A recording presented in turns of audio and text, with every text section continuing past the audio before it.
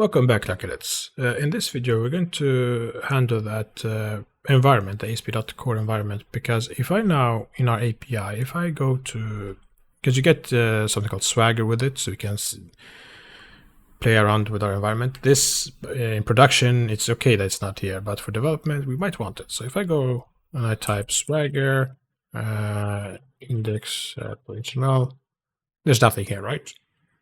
So what we'll do, we'll go to our development app service. There's a section up here. Let's see, if we look from the top bottom, we come to the settings sections. There's something called environment variables. And in the app settings tab, which is by default, we'll click add.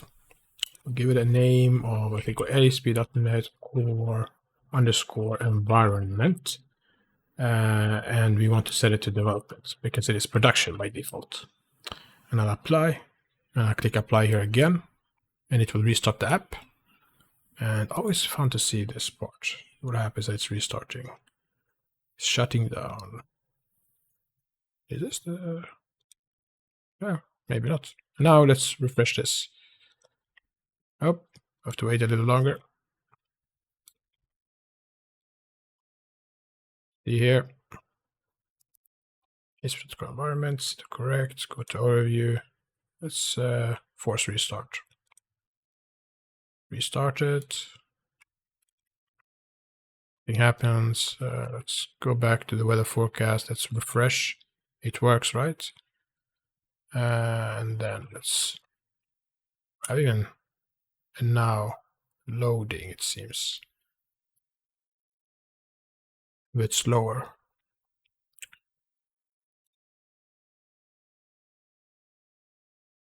Let's see. Ain't that quick. Refresh.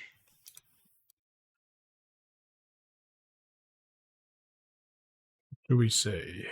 It needs to update certificates. So this seems to happen each time. That's why it's taking so long. I'm guessing that last one was a cached one. So let's see that again. If I do this, yeah, it's because it's still rebooting. We'll have to wait a moment.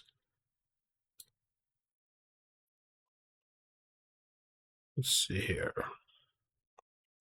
Not as quick as I had hoped.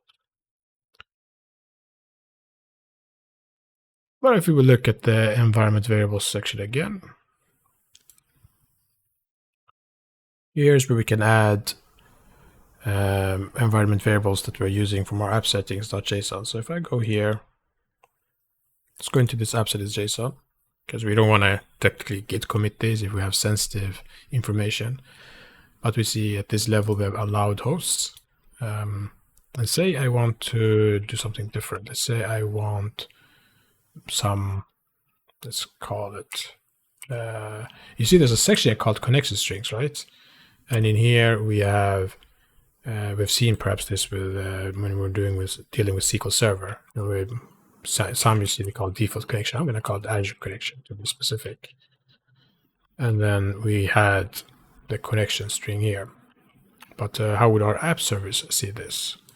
So there's this connection strings section here. We could add.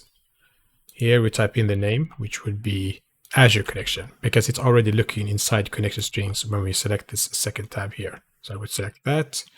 And the value, if I had a value, I would type it in there. The connection string to our, for example, SQL Server, or if we're using other databases. And then here we have to select a type. And you see there are different choices. For Azure SQL Server, we select SQL Server.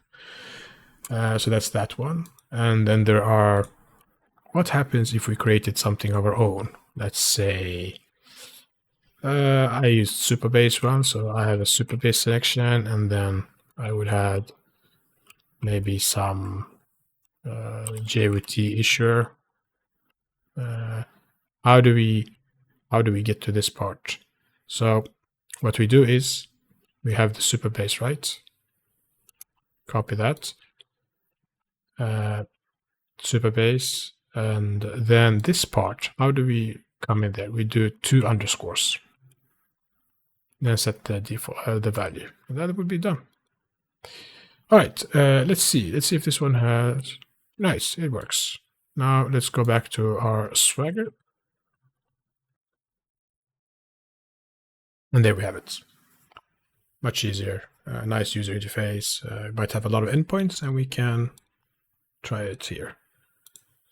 So we don't want this for the production app service for when we're using the main branch, but for development, go wild, right?